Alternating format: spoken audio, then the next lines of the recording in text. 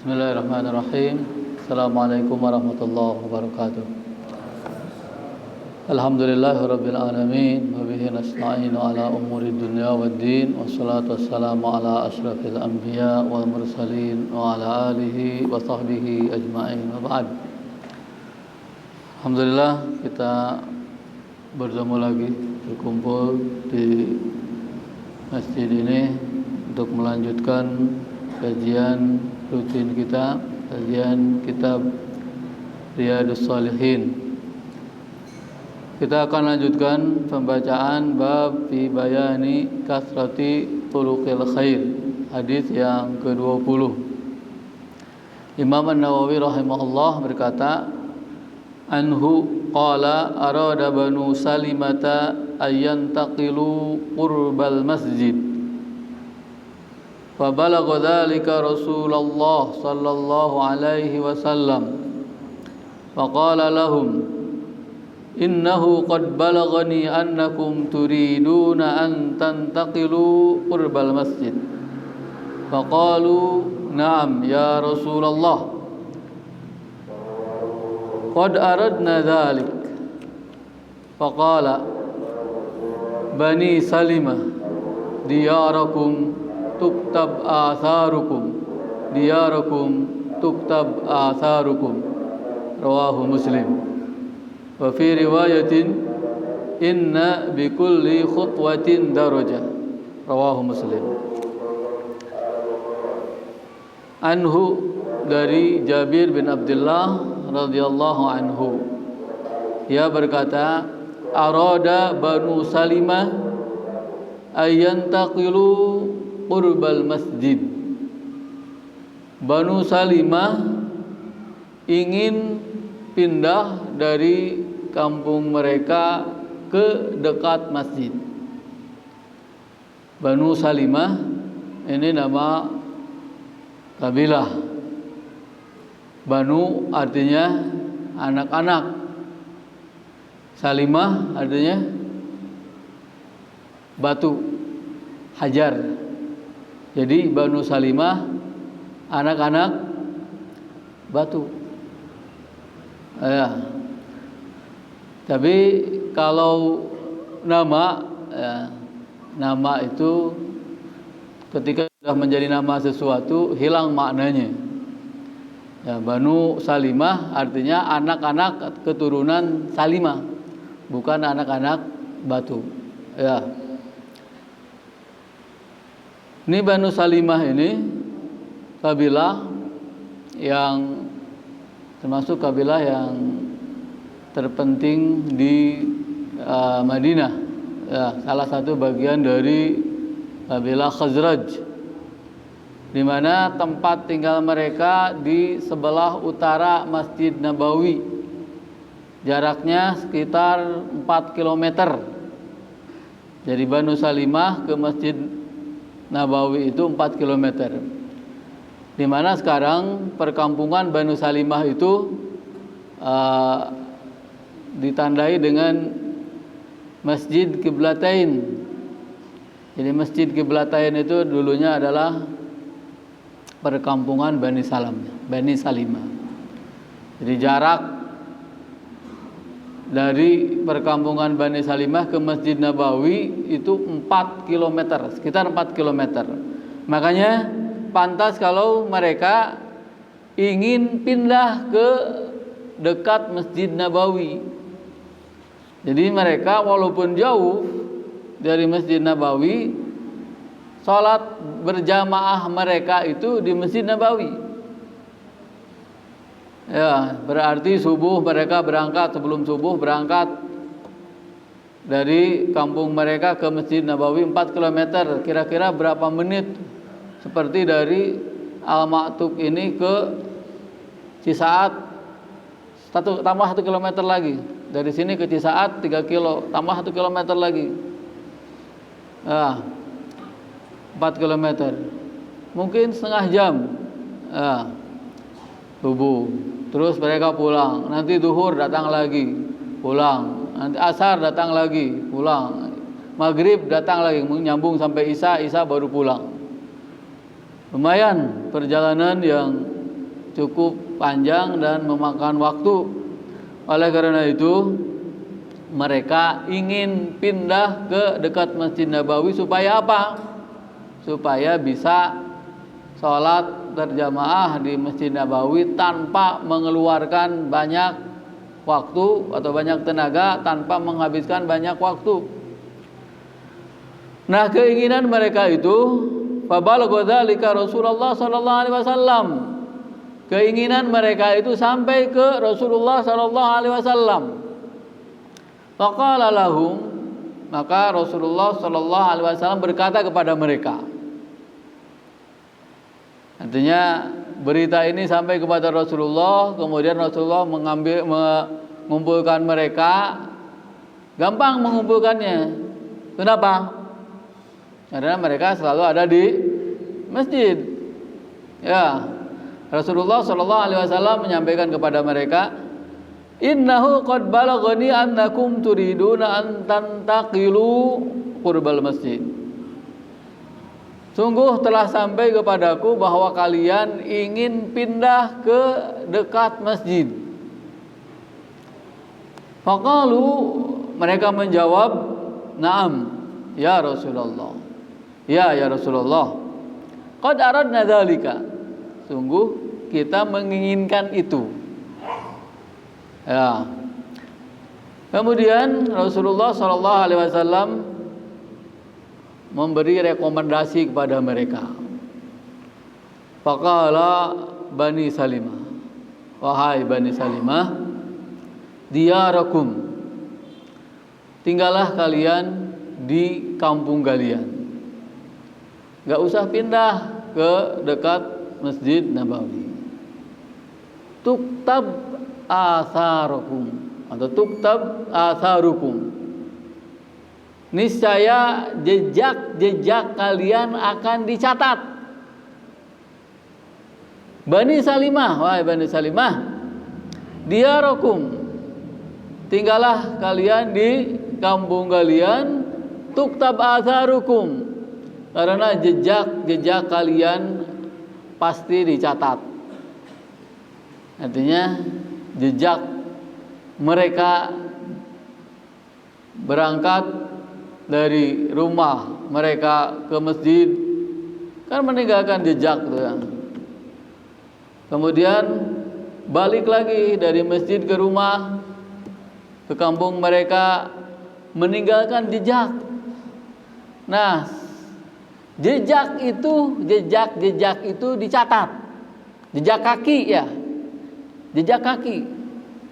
Karena mereka jalan kaki, jadi bukan jejak motor atau jejak mobil, enggak. Jejak mobil, motor enggak tercatat. Yang tercatat apa? Jejak kaki. Dalam riwayat lain disebutkan inna bikulli khutwatin darajah.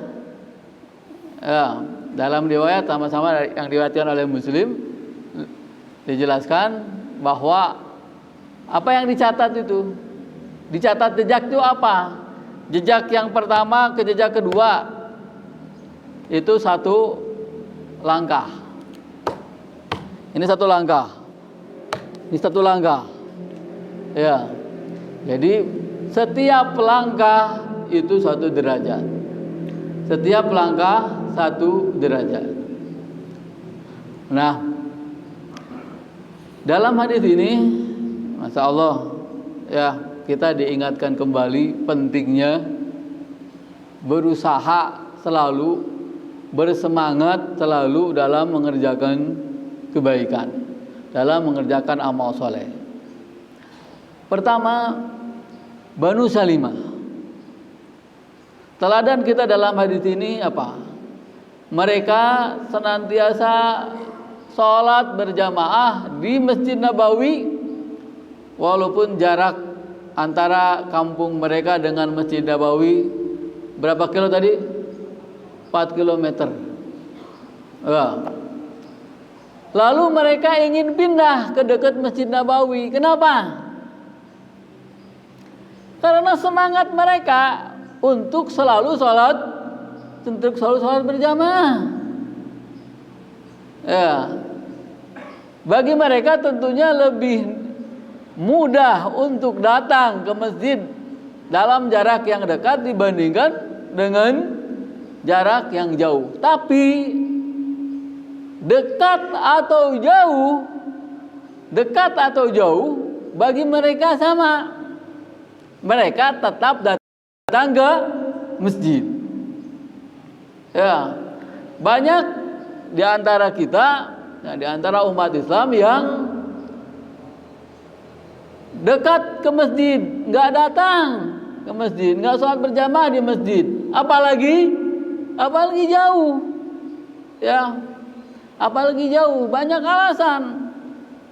Nah, kemudian Rasulullah SAW tidak memungkiri semangat mereka, yang selalu ingin ke masjid dan ingin dekat ke masjid. Itu sebuah nikmat. Rasulullah SAW di sini tidak memungkiri dekat ke masjid adalah nikmat. Ya. Oleh karena itu Bani Salamah berkeinginan untuk dekat ke masjid. Tidak dipungkiri itunya. Cuma ada hal yang lain yang diinginkan oleh Rasulullah SAW di sini. Ya, para ulama mengatakan ada maslahat lain. Ada maslahat lain yang diinginkan oleh Rasulullah SAW bila Bani Salimah itu tidak pindah. Kenapa? Karena Bani Salimah menempati daerah waktu itu pinggiran Madinah. Pinggir Madinah. Masjid Nabawi itu pusat tengah Madinah. Rasulullah SAW membutuhkan orang-orang yang berada di pinggiran kota Madinah untuk menjaga Madinah. Sebab kalau semua berada di tengah kota, siapa yang menjaga pinggiran kota? Nanti kalau ada musuh masuk, tidak ada yang mengetahui kalau semuanya ada di tengah. Ya. Namun alasan itu tidak disampaikan oleh Rasulullah SAW. Alasan yang seperti itu tidak disampaikan oleh Rasulullah SAW. Rasulullah SAW menyampaikan alasan lain ketika mengatakan kepada Bani Salimah, diyarakum, Bani Salimah, tinggallah kalian di rumah kalian, di kampung kalian, gak usah pindah. Alasannya apa? Alasan yang tadi tidak disebutkan oleh Rasulullah SAW, tapi yang disebutkan oleh Rasulullah SAW alasan lain yang lebih menyemangati mereka. Ya, tuktab atharukum. Oh, kalau kalian jauh, semakin banyak langkah yang kalian lakukan, semakin banyak derajat yang akan terangkat. Kan ini kebaikan yang dinanti-nantikan, diinginkan oleh Bani Salimah. Jadi sebenarnya ada dua alasan kenapa Rasulullah SAW menganjurkan Bani Salimah untuk tetap tinggal di kampung mereka, tidak pindah. Yang pertama apa? Jaga perbatasan. Yang kedua, menaikkan derajat mereka. Tapi yang pertama tidak disebut karena apa? Yang pertama itu seolah-olah memberikan beban. Kamu udah aja di sana jaga perbatasan, enggak gitu. Mungkin itu tidak enak kalau dibikin begitu. Yang enak apa? Kalau kamu jauh, nanti pahalanya lebih banyak. Ya. Dan ketika Rasulullah SAW mengatakan ini, ya Bani Salamah, diyarakum tuktab atharukum, Allah Subhanahu wa taala menurunkan ayat di surat Yasin ayat 12. Ya. Inna nahnu nuhyil mauta wa naktubu ma qaddamu wa atharahum. Sesungguhnya kami nanti akan menghidupkan orang-orang yang telah mati. Wa naktubu ma qaddamu, dan kami mencatat apa-apa yang telah mereka lakukan. Apa-apa yang telah mereka lakukan, wa atharahum, dan jejak-jejak mereka. Ya. Jejak itu apa? Apa yang ditinggalkan? Sesuatu yang ditinggalkan. Salat berjamaah, amalnya apa? Salat berjamaah di masjid, itu amalnya. Tapi ada asar, ada jejak-jejak yang mengantar atau setelah pekerjaan amal soleh itu, berangkatnya dan pulangnya. Ya. Jadi kebaikan itu dicatat kebaikannya dan apa-apa yang sebelumnya juga setelahnya. Ya. Di sisi lain juga ayat dan hadis ini menyemangati kita untuk melakukan amal soleh yang mana amal soleh itu akan tetap tercatat karena ada jejaknya atau dimanfaatkan oleh orang atau bermanfaat untuk orang lain. Ya. Seperti Rasulullah SAW dalam hadis yang diriwayatkan juga oleh Imam Muslim, "Idza mata ibnu Adam inqata amaluhu illa min salas." Sesungguhnya manusia itu kalau mati terputus amalnya kecuali 3 hal. Nah, 3 hal ini apa? Pertama, ilmun yuntafa'u bihi, ilmu yang bermanfaat. Ilmu yang bermanfaat. Ilmunya hilang bersamanya tapi manfaatnya masih dirasakan oleh orang lain. Kemudian sedekah jariah, wakaf. Dia sudah berwakaf, sudah selesai tapi jejaknya masih, sisanya masih dimanfaatkan oleh orang. Kemudian waladun sholih yad'ulahu, anak yang soleh berdoa. Anak itu hasil usaha orang tuanya. Orang tuanya meninggal, selesai. Amal solehnya sudah selesai. Tapi ini anak menjadi jejak, menjadi sisa yang akan menambahkan kebaikan. Maka jangan pelit ya melakukan kebaikan yang manfaatnya akan dirasakan oleh orang lain. Karena setiap kebaikan yang kita lakukan kemudian manfaatnya dirasakan oleh orang lain, maka setiap manfaat itu dirasakan oleh orang, bertambah kebaikan kita di sisi Allah Subhanahu wa taala.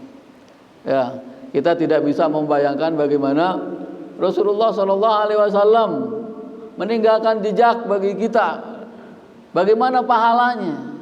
Bagaimana para ulama Imam Bukhari, Imam Muslim yang meninggalkan jejak untuk kita dalam kitab-kitabnya, Ibnu Katsir dalam tafsirnya dan lain sebagainya. Itu jejak-jejak atau sisa-sisa yang dicatat oleh Allah Subhanahu wa taala di samping amalan soleh seseorang. Mudah-mudahan kita diberi taufik oleh Allah Subhanahu wa taala untuk bisa melakukan sesuatu yang bermanfaat bagi diri kita dan bermanfaat bagi orang lain, dan kemanfaatannya memanjang sepanjang waktu sampai hari kiamat.